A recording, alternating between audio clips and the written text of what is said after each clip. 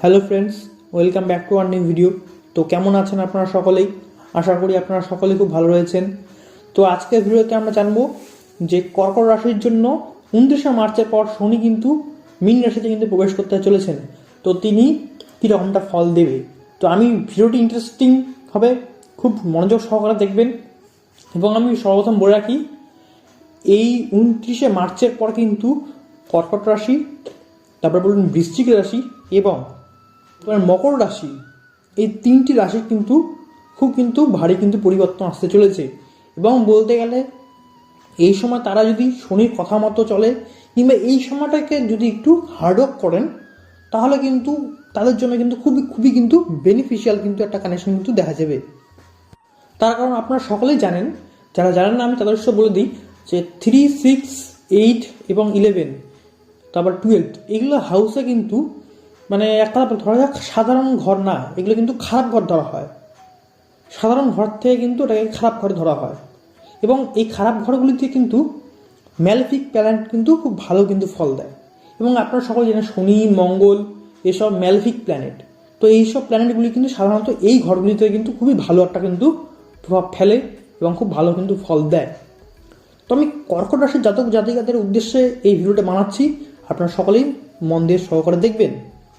তো সর্বপ্রথম বলে রাখি, কর্কট রাশির জাতক জাতিকাদের জন্য শনি কিন্তু নবম স্থানে তিনি বসে রয়েছেন। তো তিনি তিনটি দৃষ্টি রয়েছে, তার তৃতীয়, সপ্তম এবং দশম। তার তৃতীয় দৃষ্টি আপনাদের 11 নম্বর ঘরে ফেলছে, মানে একাদশ ঘরে। তারপরে তার সপ্তম দৃষ্টি আপনার ষষ্ঠ ঘরে, ষষ্ঠ ঘর বলবো না, ষষ্ঠ রাশি মানে কোন রাশিতে ফেলছে, মানে আপনার থার্ড হাউসে। তারপরে বলি শনির দশম দৃষ্টি, যেটি পড়েছে আপনাদের ষষ্ঠ ঘর এবং সেটি একটা ধনুরাশির ঘর। তো এই সময় আপনি যদি কোনো কম্পিটিশনের মধ্যে যান, নিজেকে যদি কম্পিটিশনের মধ্যে রাখেন এবং মানে যে কোনো চাকরির পরীক্ষা হোক কিংবা ব্যবসা হোক, যে কোনো জায়গায় নিজেকে যদি কম্পিটিশনের মধ্যে আপনি ফেলাতে পারেন এবং সেই কম্পিটিশনে বিশেষ করে কমিউনিকেশন যদি সেই কম্পিটিশনে যুক্ত থাকে, তাহলে আপনি আনডাউটেডলি খুব ভালো পারফর্ম করবেন। তার কারণ আপনার থার্ড হাউস তো আমরা কমিউনিকেশন বুঝি, এবং যেহেতু সেটা বুধের ঘর, তো অবশ্যই বুদ্ধি লাগাতে হবে আপনাকে, বুদ্ধি সাহায্য করবে এই সময়। আর কম্পিটিশনের মধ্যে রাখেন যদি আপনার বুদ্ধি, আপনার মুখের বাণী দ্বারা যদি আপনি কম্পিটিশনে যান, তাহলে দেখবেন অনেকটা এটি এই কানেকশনটি আপনার জন্য বেনিফিশিয়াল। সেকেন্ড যে পয়েন্টটি আমি বলবো, আপনার সিক্সথ হাউস কি রোগ, রিপু, ঋণ। তো শনি এই ঘরে খুব ভালো পারফর্ম করেন।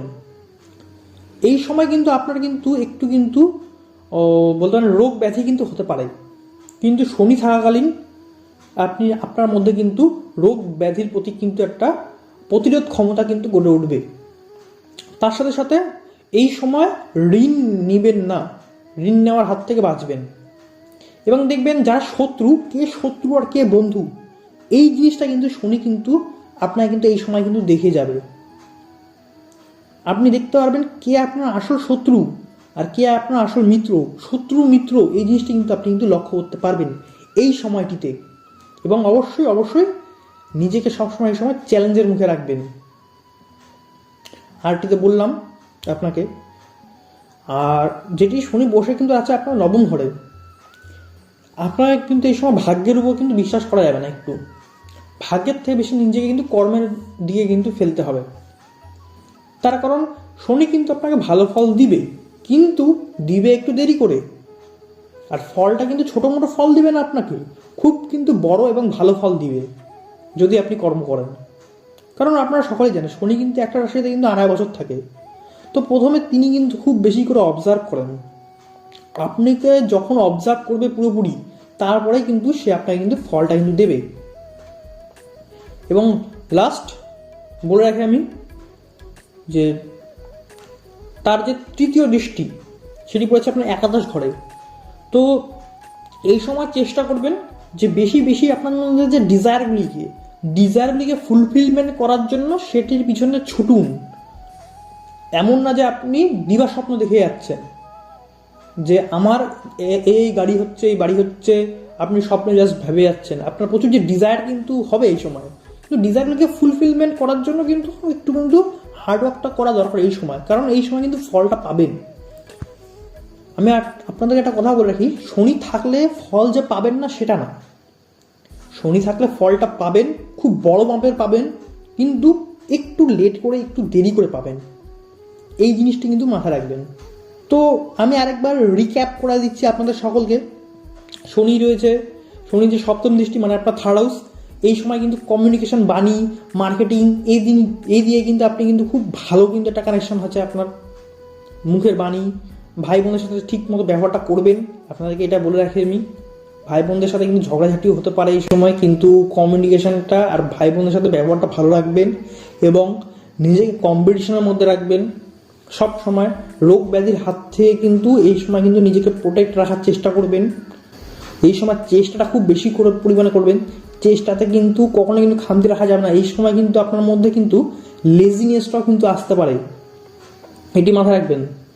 আর বেশি আপনি বলতে না, এই সময় একটু ধার্মিকের দিকে যাবেন আপনি এই সময়, শনি যেহেতু নবমে রয়েছেন।